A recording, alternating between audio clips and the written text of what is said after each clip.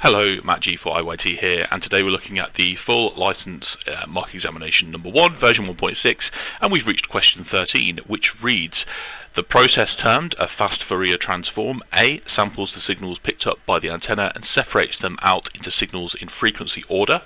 B produces two digital representations of RF or IF signals separated in phase by 90 degrees. C demodulates data signals into their original binary format for subsequent processing. Or D relies on the mutual inductance between two coils normally set 90 degrees apart. Okay, well, let's take a quick look at the full license manual and remind ourselves of what the Fourier transform is. So we can see here on the left hand side we have a signal in the time domain, and what we mean by the time domain is on the y-axis, so going up and down, we've got the amplitude of the signal, so we can see it's peaking here, it crosses 0 here, and then it's at its most minimum here, or certainly, yeah, this main one is. And on this axis we've got time. So this is, as we move forward in time, we can see how the signal changes.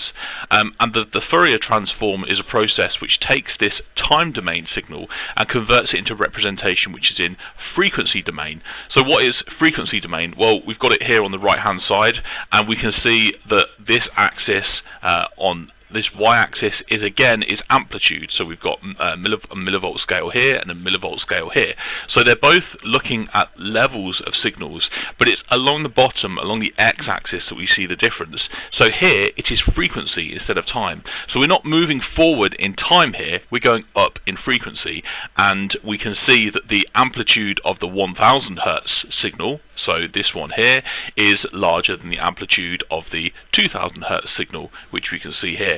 And if we were to look at this representation, we can see there are this faded line here that's moving up, and this is the 1000 Hertz signal, which has a larger amplitude, and we can see one which is approximately twice the frequency, which is this one going through here, which has a little bit less than half the amplitude, I suppose, and they are the 1000 and 2000 Hertz signals respectively. So the Fourier transform is about taking this representation showing how things change over time and converting it to this representation which shows things split apart by frequency. So let's go back to the question and see what we can do.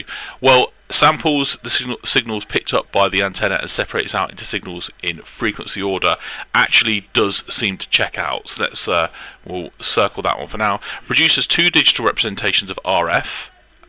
Well, you could maybe argue that one, or IF signals separated in phase by 90 degrees.